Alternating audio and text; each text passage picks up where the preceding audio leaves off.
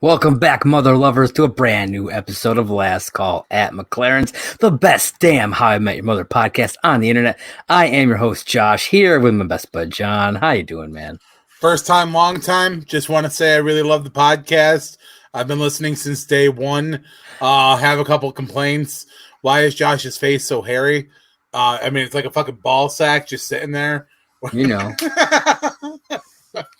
Sometimes you just have to have a thing, No, bro, I am doing great. I'm happy to be here as always. I mean, there's no place I'd rather be on a Saturday night than recording a podcast with my fucking brother.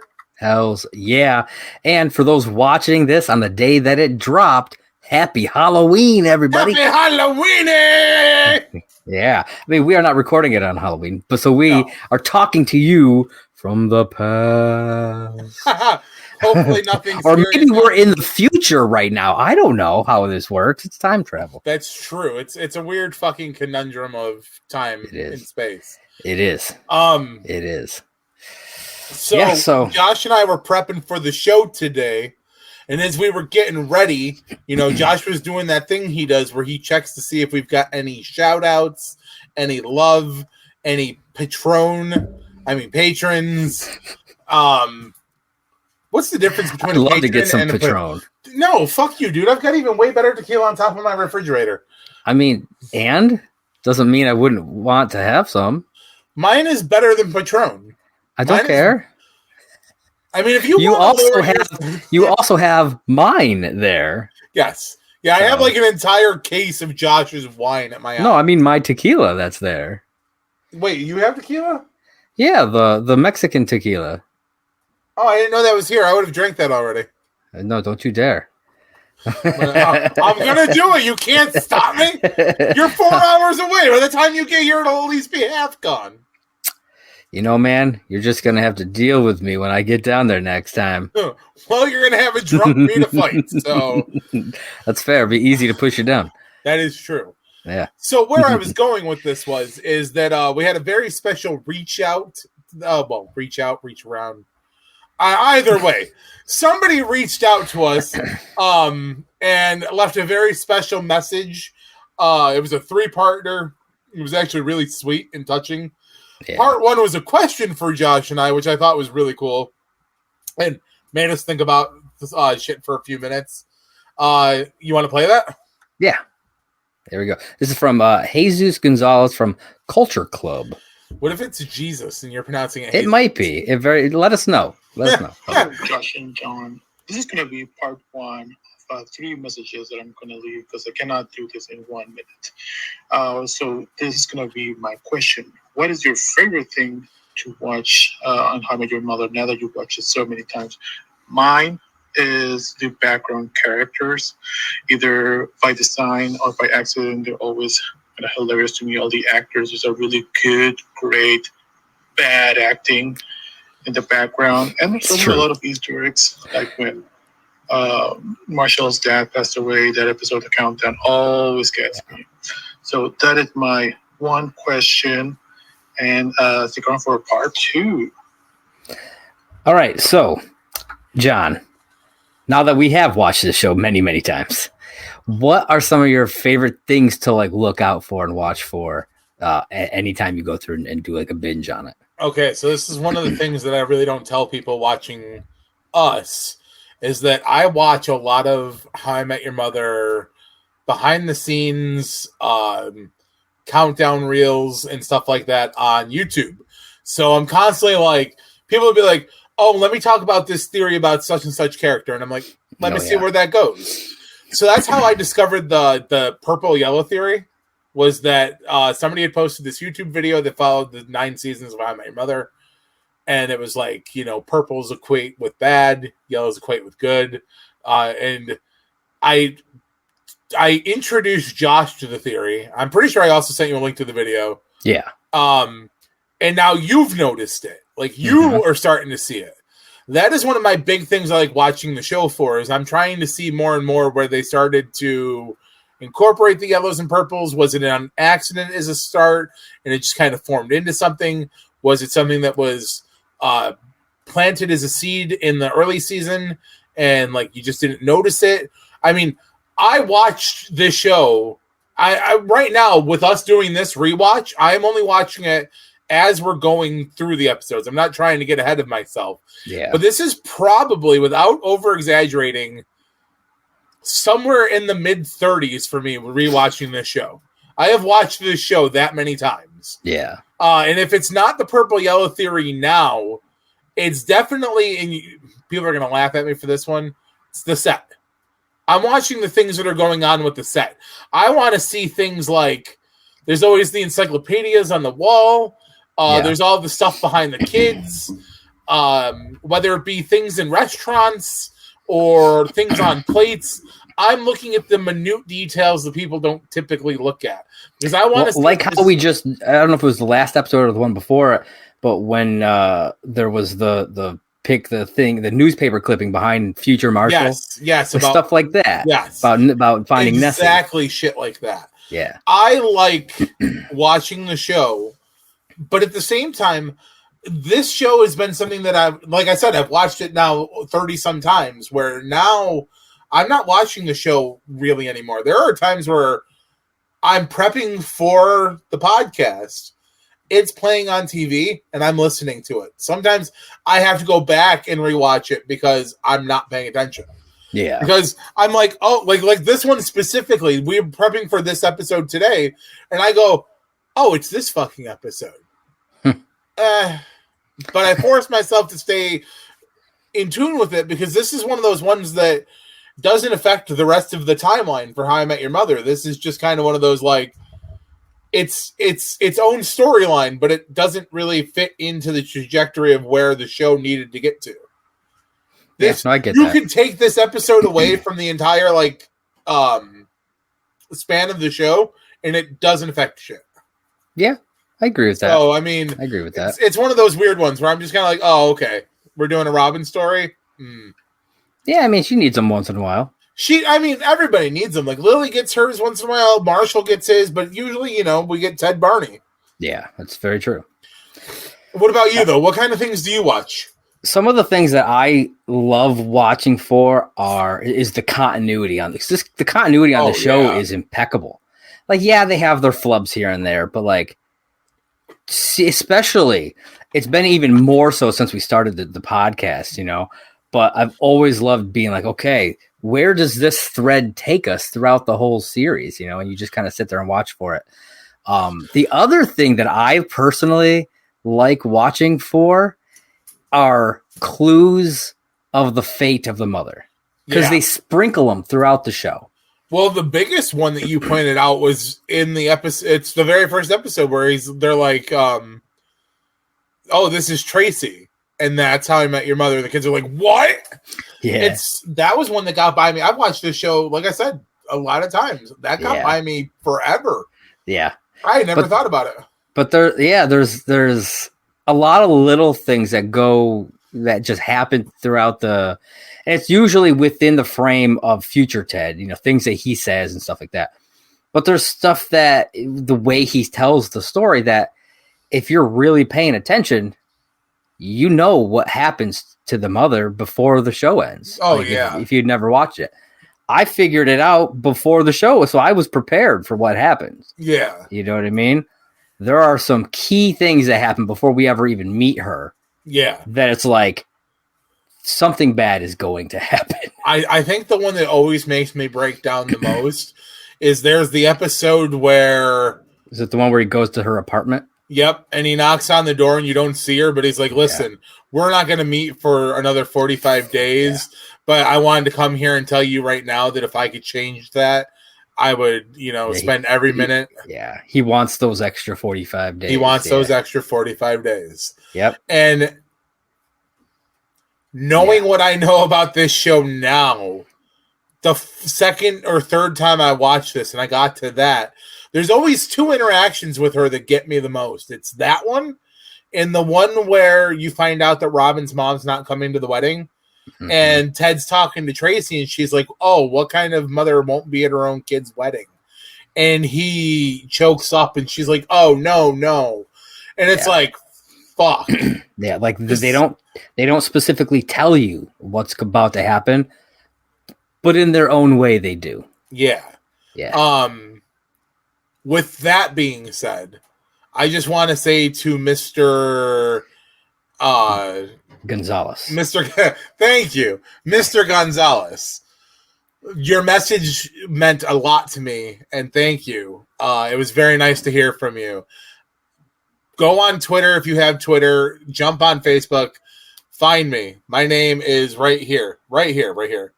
Hit me up. Let's shoot the shit. If you're listening and not watching, it's simply saying J1. You're a fucking wise man, dude. Yes. You're right though. Also, thank you for listening to our podcast, watching the podcast, however you're getting it, and binging it in a month. That is phenomenal. Yeah. Did you want to play the third part where he has the correction for us? Yes. Because we decided that we were going to keep part 2 to ourselves because it was a very sweet, dear message that we kind of just wanted to keep for ourselves. But we will play part 3. Let's get this going. Part 3 and final part. Doing this under a minute is impossible for me. I like to talk. Again, binge listen all the episodes in a month. I love every minute of it. I do have one little gripe, and it's a very small one. I mentioned Mount Mexico. I'm Mexican. And on, I think it was the second or third episode, you guys mentioned that Barney speaks Mandarin. And I know you won't remember it, but again, binge listen in a month. He speaks Spanish. He says "es un chiste." So that means Barney knows at least 4 or 5 languages. But that was a really small thing. Again, love this podcast. Love you guys. And keep doing what you're doing. Yeah, it's not surprising that Barney knows all those languages. It really isn't. No, I mean, not for what he does. Yeah. I mean, first off, we know he knows a bunch of languages because of his job. Yeah. I mean, he needs to be able to communicate with multiple but not just his job. I feel like he does it for plays. I mean, oh no, that's what I meant when I was starting that, for what he does, plays. But at the same time, he needs to know all those because of like international businessmen. Like, yeah. So I mean, like, I give Barney a lot of credit. Like, obviously, he's not as dumb as people think he is. No, I mean, Barney is probably the smartest character on this show, to be honest with you. I would not disagree with that. Yeah.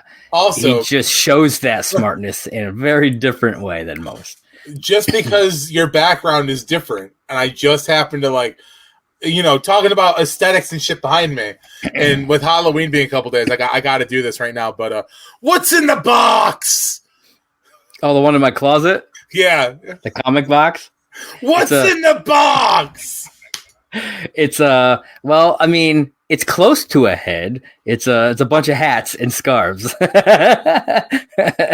There are decorations for a head, so it kind of fits. Head decor. Kind of fits. Head decor. All right. So, ladies and gentlemen, now that we've got all that out of the way, that brings us to today, season 3, episode 4, Little Boys. That's right. It's going to be a good one here. I mean, we've already kicked it off with an amazing start. Absolutely. So we're going to dive right in. This episode originally aired on October 15th of 2007. So, we're pretty close to that date, but 15 years in the future. Woo! Directed by, you want to guess, John? Craig Thomas. No, he doesn't do any of the directing. No, I know. It would be P. Fryman. Wrong. It is Rob Greenberg. Oh, you're an asshole.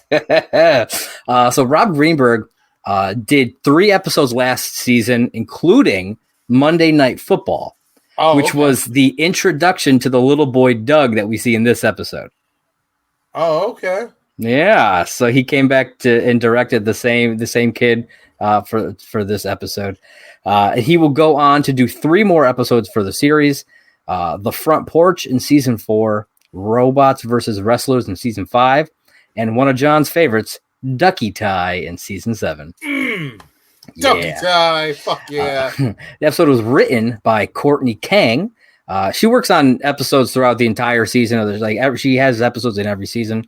But I like to think of her as the Robin Sparkles writer because she did Slap That already, which we've covered. Yeah. And she goes on later this season to do Sandcastles in the Sand, and she does Glitter as well. So, like, 3 of the big story arcs for, wow. Yeah, the only one that she doesn't do is the Robin Daggers episodes, P.S. I Love You. It's the only one she doesn't do. Which, think about it, that's like the death of Robin Sparkles. So, like, she's the Robin Sparkles girl, like, writer. And this is so she doesn't do the death one. Something tells me they might have had a falling out at some point, and then, like, she left the show, and they were like, fuck her, fuck Robin Sparkles. And that's why they did the Robin Daggers thing. I mean, that would be funny, but no, she's on for the entire time of the show's round. Oh, fair. Yeah. I have seen Let's Go to the Mall at least 1,000 times, and you, sir, are not in it. I actually am quite looking forward to that episode. Is it because of Vanderbeek? Just in general, I love it's such a admit it. It's Vanderbeek. Vanderbeek is good. He is good in that episode. I will say. I'm honestly surprised they never made a Dawson's Creek reference with him. Yeah, I mean, like they could have easily. They did, and we missed it, and we'll find out when we watch that. Oh, bro! If we somehow missed if I somehow missed a Dawson's Creek reference, I'm gonna be pissed. Like somebody just randomly calls him like Pacey. I mean, it could have been as simple as him like coming into a window. He could have just been like popped into a window and been like, I've always wondered what that would feel like. Yeah, that's true. You hear the music in the background real low, the Dawson's Creek theme. That'd be funny. That they only used for one season. Yeah, So the summary for this episode is Robin is awkward around the young son of a guy she is dating. To prove who has more game, Ted and Barney make a bet over who can sleep with a girl first. Okay, it's a summary. I mean, it's a better summary than some we've had. That's true. We had such strong summaries for the first 3 episodes of this season that I felt like it could be better. But I mean, what else would you really say? You know what I mean? I mean, like I said, though, this is one of those episodes that doesn't have much going on. Yeah. So it really describes what is going on without giving too much away. Yeah. So, all right. So the episode starts off with the gang hanging out at the apartment on a Saturday night, just them by themselves, throwing pretzels into Marshall's mouth, and they make it to 100 pretzels. 100. And as soon as I saw this, I was like, these pretzels are making me thirsty. We're gonna need some water over here. that was exactly what I was thinking. It was that Seinfeld line. But apparently, he and Lily did this on their honeymoon, and they got to 82. 82, which I thought was pretty damn funny. Lily then tells Robin that she's got a guy that she wants to set her up with. Then Ted chimes in and asks, "What's his butt?" Which this is where it made me realize what episode we were in. Yeah. But I was like, because for some reason I thought this was like a season 4 thing.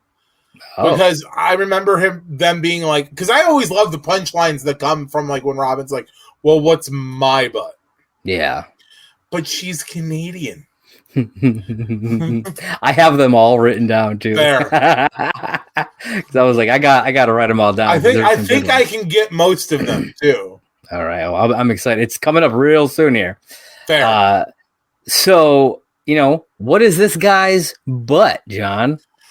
He has a kid. He has a kid, which that's a big butt. Absolutely. That is something, in my opinion. Something you should know going in. Yeah, you know what I mean? Like 100%. Lily was not going to tell her this little tidbit. But that's a big thing. Oh, huge. Like, bro, kids can make or break a relationship. Oh, yeah. Absolutely. We both have kids, so it's something that we both have to think about, anytime we're in that situation now. So, okay. So let's play this game. You start talking to a girl. How soon you talk to her do you tell them you have a kid? If I feel like something could actually happen, like, then I would bring it up. You know, if we're just chatting, I probably wouldn't bring it up just right away. But like, if it seems like, okay, this is going somewhere, you know, we may end up seeing each other again, kind of a thing, then I would probably bring it up. Fair. You know, just be like, hey, just so you know. So what you're saying is sloppy top is just a keep it off the table type of thing. But if it starts to get serious and she flips you over and goes, you know, then you might bring it up. That's fair. I think that's. What about you? I'm not gonna lie. I usually at least mention that I have a kid probably within like the first couple of days of talking to somebody. Yeah. Like it's not something I hide, man. I'm very proud of. Not that I'm not saying you're not proud. Like don't. That's not how I meant. Oh yeah, it's not about hiding. It's more about I don't necessarily want to bring this other person into my child's world. No, that is what You know what I mean? Yeah. I usually just bring it up because I'll be like, you know, like my free time isn't really my free time. Mm-hmm. But what free time I have, like if you want my undivided free time, then you need to make it worth my while. But you also need to understand that I don't do me. I put my kid first. Mm-hmm. So yeah. Which speaking of my kid, I got to mention this. He gave me a sucker to eat on air, and while Josh and I were prepping for the show today, I might have ate the sucker. So if Cal, you're watching this for some weird reason, Daddy accidentally ate the sucker off of air, and I'm sorry. Happy Halloween, kid. Happy Halloween, kiddo. Oh, man. So Ted and the other guys are convinced that Robin hates kids. I mean, she has said this. She has never been shy about that thought. No, not at all. So it makes sense why they would think that. We even get a flashback to when she was a kid, and she just wants nothing to do with her little sister. No, dude, she shit on her little sister so hard. Yeah, it was. I spend all day at school with kids. I just want to sit here and read my highlights magazine and drink my juice. Like, first off, how good. great of a magazine is Highlights? Oh, dude, it's good, man. I enjoy it. But I enjoyed it. I haven't read Highlights in years, but I always used to read it when I was at the doctor's office when I was a kid. I could fucking see you as an adult just sitting there be like, this is a fascinating article. I have had a subscription to Highlights for 20 years. I before E except after C. That makes so much sense. This is a giraffe. I never knew. It's encyclopedia, not encyclopedia. Chameleon. Oh man, but I when I was a kid, that was like my go-to. You know? Yeah, dude, it was classic. My parents got me a subscription to it for a little while. It wasn't for very long, but I had it, on a regular basis for a little while. I had I didn't have Highlights. I had was it Zoo Life? I know which one you're talking about. I don't remember if that's what it's called, but I know what you're talking about. Yeah, you know what I'm talking about. I had it was always like about animals and shit. Mm-hmm. Yeah. I don't think I never had like a subscription to it, but I definitely like read a few of those. Probably at a doctor's office because that's where they tend to be. Were you in a doctor's office a lot as a kid? I mean, when I was younger, yeah, with my asthma and everything. Fair. Yeah, it is unfortunate, but I grew out of that. It's cool. Now I have different medical issues. Fair. Grown-up medical issues. Oh shit! All right, yeah. So hold on. I'm gonna put, because we haven't done this in a while. Okay. This week's question, because it's Halloween themed. In the Halloween episode with the Slutty Pumpkin, what is the song the a cappella band sings that Ted sings along to? Ooh, that's a good one. Thanks. That's a good one. Say it one more time for everybody. What is the song the a cappella band sings that Ted sings along to? In the Slutty Pumpkin episode. In the Slutty Pumpkin episode. Yes, thank you. Yes. Yeah. Hit us up on Twitter at LAST CALL HIMYM. Let us know your answers. And if you get it right, we just might give you a shout out. All right. Back to the episode. All right. So Robin insists that him having a kid won't be a problem. and she agrees to go on this date. She then asks everybody what her butt is, and they all answer inside their minds. They don't actually say it out loud. Now, John, you said you wanted to see if you could try and guess these. I can get at least 3 of them. Now, can you link them to who said it? Is the real game then? Barney says because she's Canadian. Correct. Marshall says because she didn't cry at Field of Dreams. He specifically said, but she didn't like Field of Dreams. But but she didn't like Field of Dreams. Well, it was at least Field of Dreams. He really held on to that because that was from a while ago. Ted's was. You got anything? Nope, I can't remember him or Lily right now. Okay, I blanked. Ted's was, but she's afraid of commitment. Oh yeah. And Lily's, but she's a gun nut. Yep. Yeah. Shit. I thought guns was one of them too, and I was like, no. But what they all say out loud is that she just doesn't have a butt. You don't have. Well, there was that girl though that her big butt was her big butt. Yep. So then after the opening, Ted is at the bar, and Barney walks in, tosses him an eye patch, tells him to put it on. He wants to use this eye patch for an icebreaker to hit on women, and he tells this elaborate story about a bunch of cobras that get loose in Central Park who are about to attack a baby, and they have to stop it. And the eye patch is because they both happen to get bit on the eye by these cobras. But different eyes. John, I wanted to ask you a question. What is the most ridiculous type of story that you have used to in this fashion? You really? Because this is a pretty ridiculous story. Oh, okay. So I'm going to use you as my counterpart because you're obviously here. Okay. So girls at the bar, I'll send you up to the bar first, and I'll walk up and be like, "Oh, hey man, haven't seen you in a long time. How's it been? How are things?" And I'll be like, "Yo, let me tell you a story about this guy right here. Yo, so this guy one time pulled me out of a burning car, saved my life. Was driving, texting, being stupid, swerved off into a ditch. This dude pulls over, yanks me out of the car. We've been best friends since." Nice. If that doesn't, fucking lay some groundwork right there, man, I can't help. It's true. I mean, that is pretty good. That is pretty good.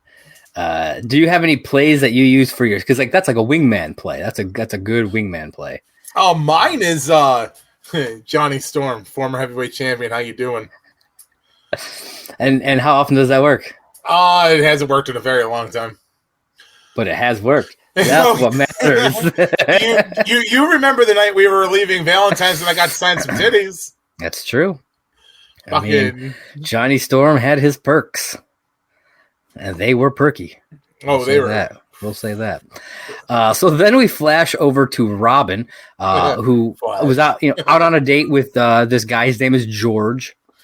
And she heads back to the apartment after, the date to talk to Lily. And when she tells her that she told George that she can't wait to meet his kid, she's like, why would I say that? I mean, sometimes you say weird things in the moment. And now she's kind of fallen into this lie about liking kids, which travels into a little bit with their stuff. Robin also reveals that she didn't know that getting a kid in custody battle was winning. Yeah, I love that. Like, what kind of lawyer did he have that he got stuck with the kids? Oh, God, that's winning, isn't it? Like, yeah, that was... Whew, he's like, please don't tell anybody. But obviously, somebody told Ted. Yeah. Because he's telling this story. Yeah. Which means either Robin confessed it, or more likely than not, Lily, who can't keep a secret, said something. I mean, that's my thought. I'd believe it. Yeah. So back at the bar, Ted and Barney are arguing about who has the most game. Then Marshall comes walking over from the bathroom and reveals that he made some homoerotic comments to a guy in the stall next to him, thinking it was Ted because the guy had the same shoes as Ted. You ever done that? No, I haven't. But I mean, I could see why, if I knew what shoes you were wearing at the time and I thought it was already in the bathroom and then somebody came in and sat in the stall next to me, and it was like the same shoes as you, I would probably like start talking to you or something. Might get awkward. I want to know what Marshall said, because that guy came out of the bathroom. First off, that guy was in there for an awfully long time. That's true too. But two, I want to know what he said, because Marshall did score his number. Yeah, he did. He must. I mean, there are later episodes where Marshall does say that. That the gays love him. Like he says this. Yeah. So I mean, they're just laying that groundwork, throughout this whole thing. Barney asks Marshall which of the two of them have more game, and Marshall says neither of them have game, or else they'd be married. Because if dating is the game, then marriage is winning the game. Yeah. And so I had two things. One, this idea of the game is actually brought up again later on by Tracy in season 9 when she meets Barney, and she asks him if he wants to keep playing the game or if he wants to win. Ooh. Which I thought was pretty cool. That's a nice little throwback. Yeah. And my other thing, I wanted to ask you what your thoughts on this concept of the game. I 100% love that analogy, because he's right. It makes me laugh even more, though, the way the guys, because like they're in their single guy phase 100% at this point. Figure they're like in their 20s still, just going on 30. Like, so they're that like lame ass fucking single guy in New York City. Let's fuck it up. Let's be what's up, New York. And it's like, oh yeah, winning the game. Marriage is winning if you're in the women's league. Yeah. Like, I'm like, oh shit. Yeah, my thought on this, like, I mean, I've been married, but my thought is like, it really just depends on what game you're playing. Think about it. There are different rules for different games, right? You know, you got Monopoly, you got Candyland. They're two very different games. So if playing the game is all about just hooking up and getting a big number, who has the biggest number, then that's, winning is that, who has the lead or whatever, that's kind of the thing, maybe it's like who gets to 100 first. That could be how you win the game between you guys. But like I said, it really all depends on what actually is the game that they're playing. That's fair. I can respect that. You know what I mean? Because obviously to Marshall, marriage is the end game. So winning is marriage, and that's fine, but at this stage, Ted and Barney, that is not their end game. No, not even a little bit. Yeah, so for them, marriage is not. So that like everything that Marshall is saying, to them, they do not agree with their heads. Yeah, they absolutely disagree with everything that he says there. But Marshall continues to claim that he has mad game, and then calls them brah, which I thought was funny. I love Barney's response, though. Yeah. Listen, we had fun. We agreed. Never do it again. It was a good week. We had a good time, but we'd never do it again. I thought that was hilarious because they apparently used the word bra for like a week. Oh, man. I can only imagine how that went. Yeah. The guys, they essentially think Marshall is irrelevant, and Marshall doesn't want to be left out. And this kind of ties back into the last episode with the third wheel episode, because Marshall, they keep telling him, he'll never get the belt, he just wants to be included in this stuff. Well, there's one other episode that I know this happens in too, and it's I don't remember what season it is, but there's the tuxedo talk where Barney and Ted wear tuxedos. Yeah. And Marshall's like, just once it would be nice if you guys asked me if I wanted to join. Yeah. And then later on in the episode, he walks in a full tux, and he's like, this is what happens. This feels, he's like, doesn't feel good not to be included, does it? And it's like, Marshall comes from a big family, so he's clearly got that, like, he's been ignored enough. He just wants to take part in stuff. Yeah. And I think that's one of the reasons why he likes game shows and shit so much, because he knows when he's on. Like, that is him. Yeah. So Yeah.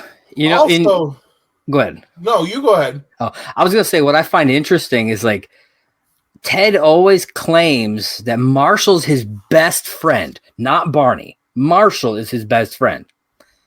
Yet all of these things he leaves him out and instead does stuff with Barney like that. Yes, and I was just gonna say that. Yeah. I was like, for somebody who's supposed to be best friends with Marshall, Ted fucking abandons him quite a bit for stupid shit like this. Mm-hmm. Like, I mean, Marshall's obviously had his moments. Like, he's been with Lily for 11 years at this point. Like, yeah. Like, so I mean, you know, it is what it is. But like, you can't treat him like he's nothing. Yeah, I agree. And you can't say that Marshall doesn't have any game because he's gotten, and maybe he didn't sleep with these girls, but he's gotten other girls. Oh, yeah. Like Crazy Eyes. I was going to say that's, oh, yeah. Yeah, because that was when they were broken up. There's the girl who comes over to see his rap poster. Mm-hmm. There's the girl who keeps him on the string in high school. You know, he gets numbers that Barney keeps stealing. Yeah. In that episode. Yeah, like he steals like. So like he may not have as much game as them in the style of game that they're playing. Yeah, but in all fairness though, he's also been out of the game for so long that you know, it's true. It's not even like he does have game no matter what. He does. Yeah. So I think they need to just start including him more. Damn rat bastards. So Barney claims that on sheer numbers alone he would win, and then he mentions the list. We actually get to learn more about this list later on in the series as it grows to some pretty high numbers. Yes, like real high. I think it's like, what does it get up to, like 250? Something like that later on. Well, he had mentioned the list once before this too, because he says, I'm not callous. I don't know how many pages the list is. Yeah. Which I never believe you never believe that. Not for a minute. Not for a minute. But like we really get a deep dive into it when he's approaching his 200. Yes. Like they do that whole episode about it. Yep. Yeah, which is it's pretty funny, everything that happens in that episode. You think you'll ever hit 200? Who, me? Yeah, you. No. You have more luck than me at that point. Thanks. Ted says that a true game, though, is all about quality, not quantity. So I guess in this instance, I'm more like the Ted, you're the Barney, right? 100%. So Barney then challenges Ted to what he calls a picking up girls Olympiad, but they end up just deciding to just try to pick up the same girl, and whoever seals the deal first wins. Obviously sealing the deal, meaning having sex, because if it was just going out with them, then Ted would have won right away. Just saying. So they pick up a girl at the bar, and while Ted is writing down some rules, Barney heads over there to, he speeds over there as if he's going to try and swoop in, and within seconds gets slapped. Now there's more to this, obviously, that we don't know yet. I'm not going to get into it yet, but there's a whole thing going on here. Oh yeah. Which is it's a brilliant play by Barney, which we'll talk about in a little bit. Yeah, this is one of his more elaborate ones. Oh yeah. Barney then comes back over to the table. He claims that he's already won because he's already slept with her a year ago. Then Ted says that doesn't count because the bet starts like when they made the bet. That's when it takes place. Nothing before that. And so then he takes off after the girl. Yeah, which he isn't going to right away, but then like Marshall's like, oh, she's going out the door, and Ted's like, oh. Yep. Then the guy that was in the bathroom, we were talking about this, comes out and gives Marshall his number, causing Marshall to proclaim that he still got game. Still got game. And you can see some of the stuff on the card if you pause it. The guy's name is Steve, It says Steve on the card, and you get most of the phone numbers that he gives out. Ooh. It's 310-246-95, and then the last 2 digits are obscured by Marshall's thumb. And then it says call me, and there's a little smiley face on it. So I thought that was interesting. It's like it's not the typical 555 number Fair that most shows give. So like theoretically, you could call, because like there's only 100 possibilities. Yeah. I mean, you know what I mean? So you could go through all those numbers if you really wanted to. It'd probably annoy a lot of people, but you could do it. I don't know if there was like what I want to know is, was it just like, here's a random phone number that we wrote down, or was this like somebody's phone number that they decided to throw on this guy? Like I really, that's something I would ask like Carter and Craig. I'd be like, fair. Tell me about this phone number. What's the deal with it? Because again, it's not the typical 555 number. You see, this is the stuff you should be like writing down that we could tweet at them. Okay, I will absolutely do that. Yeah, we will send. I will right here. I'll put it in my notes. Send tweet. Boom. So then we head over to George's apartment where he and Robin are drinking some wine. Yep. Robin is laying it on thick, this lie about loving kids. Loving them. But she just can't keep it going. She eventually breaks down and reveals that she's not really a fan of kids. He says it's okay. We'll just wait to introduce you guys. After watching the episode and then like rewatching it and everything, it makes me wonder if this is the point where he decides, I'll go and date somebody else also. I wouldn't doubt it. You know what I mean? Because like we find out later that that's a thing that's happening. Yep. And if he was serious about Robin in any way, I feel like he wouldn't have done that. Or maybe he's just that kind of guy. I don't know. I don't feel like he is that kind of guy, though, because you wouldn't just want to start bringing random women around your kid. Yeah, exactly. So, I mean... She probably ruined it herself, because, I mean, one, that means you were lying to this guy.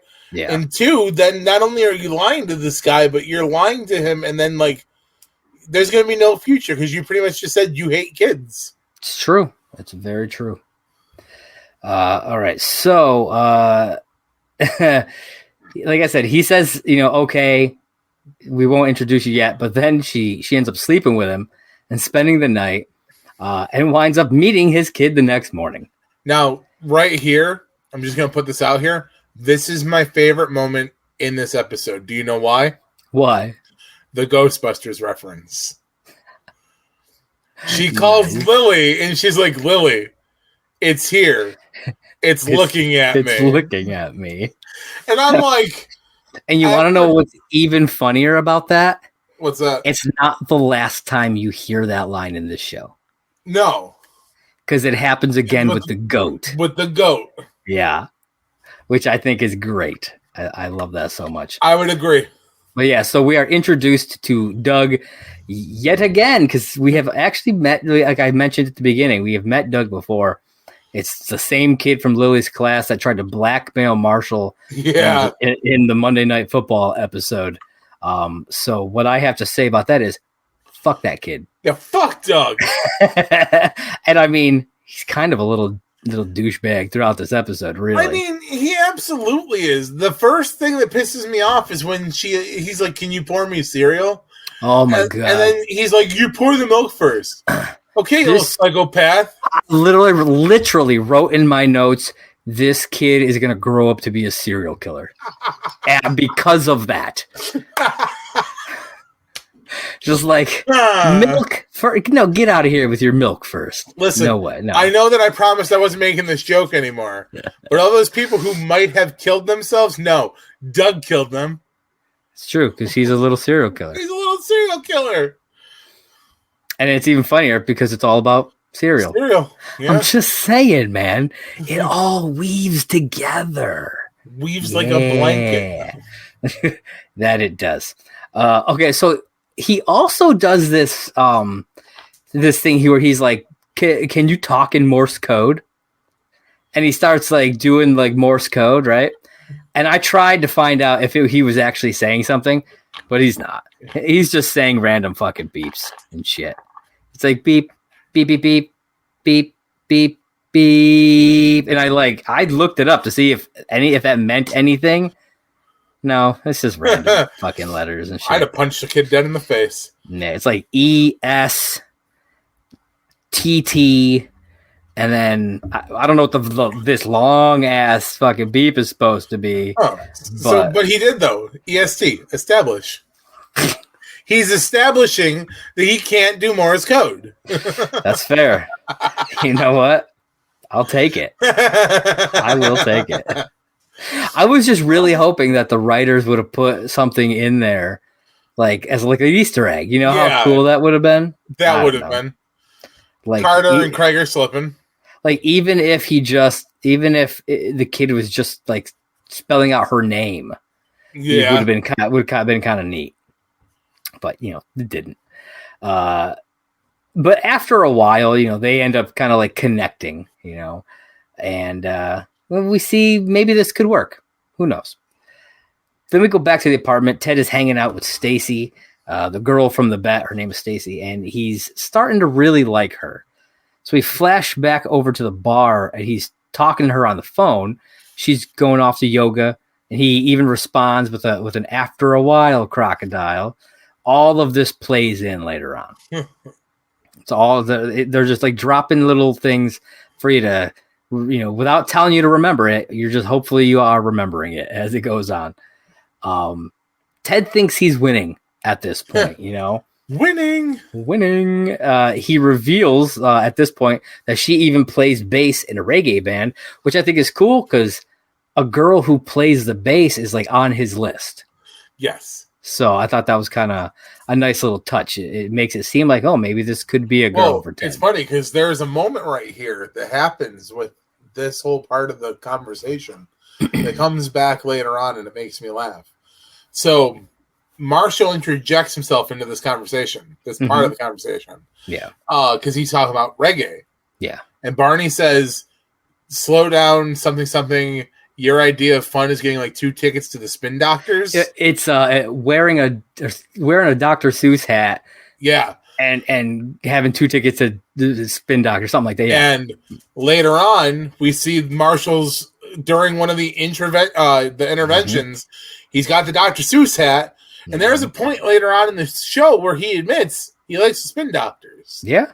And I'm like, oh, fuck. Yeah. This is a throw out to something that's going to happen later. And I fucking love it.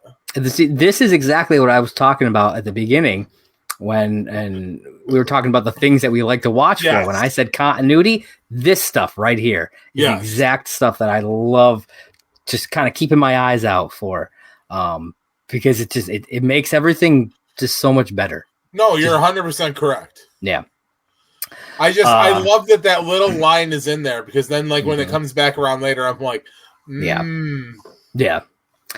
So Marshall then walks in and he breaks down all the sex that he's had with Lily. And that number is 1,053 and a half. Half because his mom called once. And we actually hear this story in the season 1 episode Game Night. Lily tells the story and says that it's like the most embarrassed she's ever been. Is that... No, that's not the one I'm thinking of then. Yeah. Huh.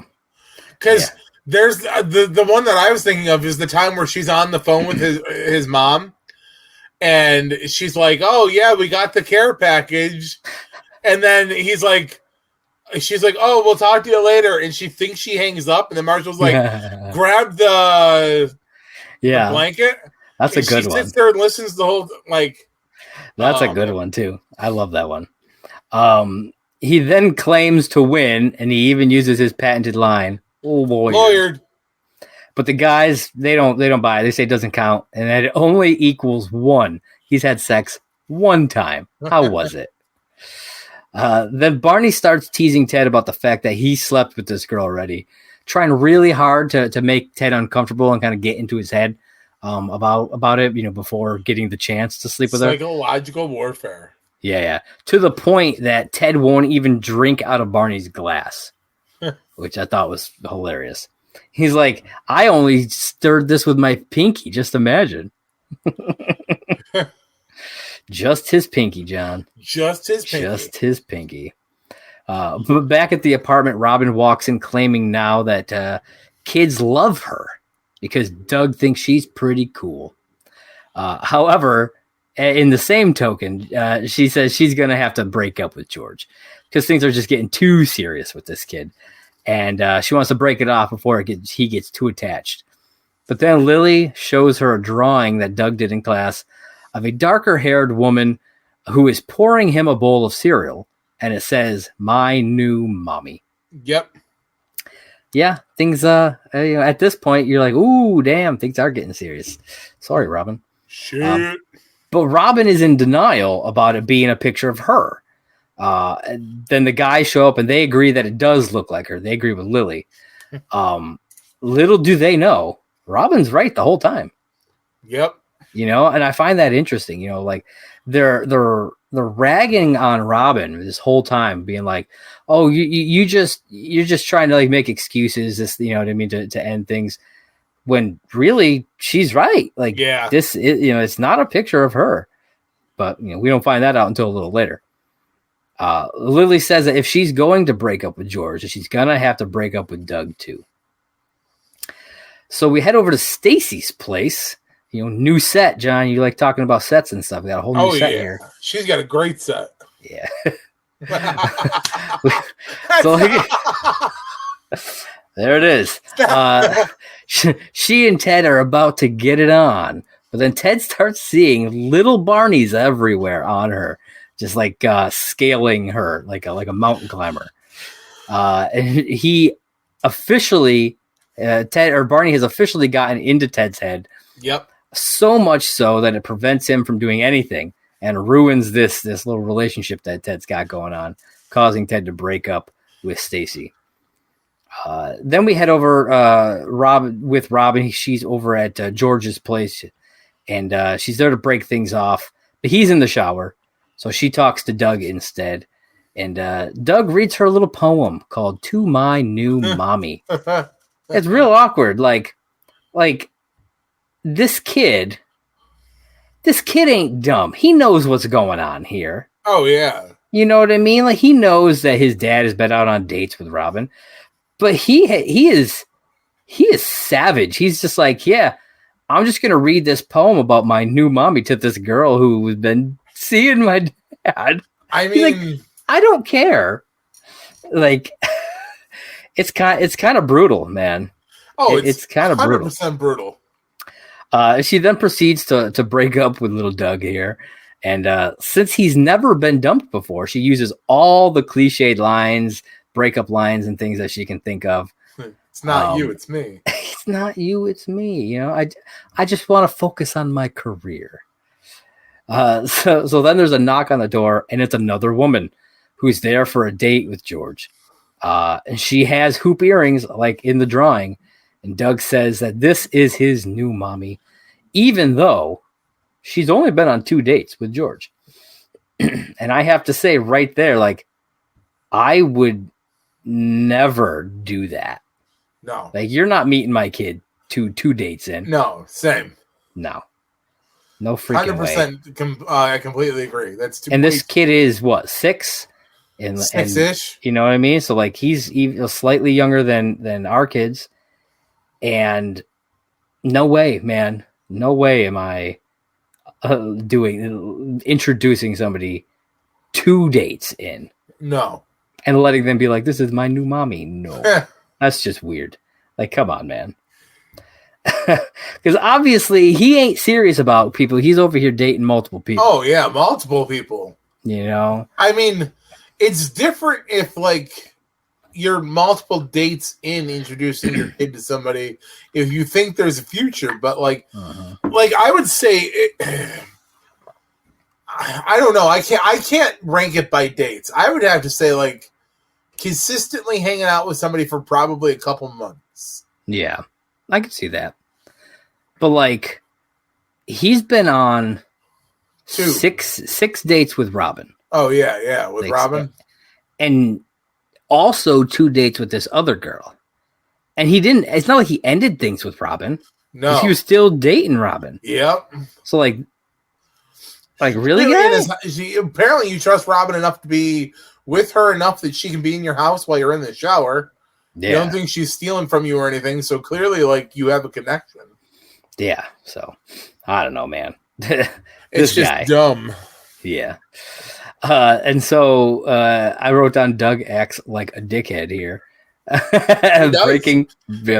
breaking up with Robin, calling her Roberta, and just not caring at all that she's upset in any way. He's just like, whatever. Like, wow, kid, you are a douche. He's gonna be a real Kyle when he grows up. Right? And I wrote down Robin continues to have good reason here to hate kids. Yep. You know, I mean, fuck children. Yeah. So back at the bar, Ted comes in to meet the other guys and tells them that he broke up with Stacy. He blames Barney for getting into his head. Then Barney reveals his tricky plan to win. Yep. He actually asked the girl to slap him before because he says that Ted was too shy to approach her, and this made him seem like the nicer of the 2 guys. He then reveals that he never actually slept with her. And then we see him bump into her at yoga. Remember, Ted was on the phone with her. All this stuff that he was saying to Barney, he decided to use. So he bumped into her at yoga, pretending that he went there also, pretended he's into reggae. And he even does the see you later alligator line. Oh, yeah. To really drive it home that they should be together. And now that Ted dumped her, she calls Barney to so that he could come over and comfort her. And he definitely goes over to do something. Oh, yeah. And so then back at the apartment, Robin is sulking on the couch with Lily, eating some ice cream, claiming that she's done with kids. But as future Ted tells us, she eventually gets over that. And we see some drawn pictures from the kids of them and their Aunt Robin over the years, which I thought were really sweet. And I'll be honest, I was like, I on my second watch through, I was like, I wonder if Ted was in any of these pictures. He's not. But I was really hoping that it was like, that there would have been a picture of like us, Daddy, and Aunt Robin, hinting at what was going to happen down the line. Yeah. But they didn't. I was a little bummed by that. It would have been a real nice little Easter egg in there. That would have been. Because you could have just been like, well, why is Tracy not in that picture? What's going on here? Right. What I mean? Or why is the mother not in that? Because you wouldn't have known her name at the time. But no. And then the episode ends 1 month later. So a whole month goes by. Barney, so I'm interested to see where the next episode picks up. Because technically he's still dating this girl. Yeah. For a month. He's at her apartment. They have not sealed the deal yet. He has not had sex with her yet. Because she wants to take things slow after everything that happened with Ted. Take it slow. Slow, baby. It's a slow burn. Yeah. She's sitting there playing her bass. Barney is incredibly bored to the point where he's like falling asleep. And then we see little Ted dancing on Stacy's shoulder, just mocking Barney as the episode comes to an end. So, yeah, John, that was season 3, episode 4, Little Boys. What were your thoughts overall?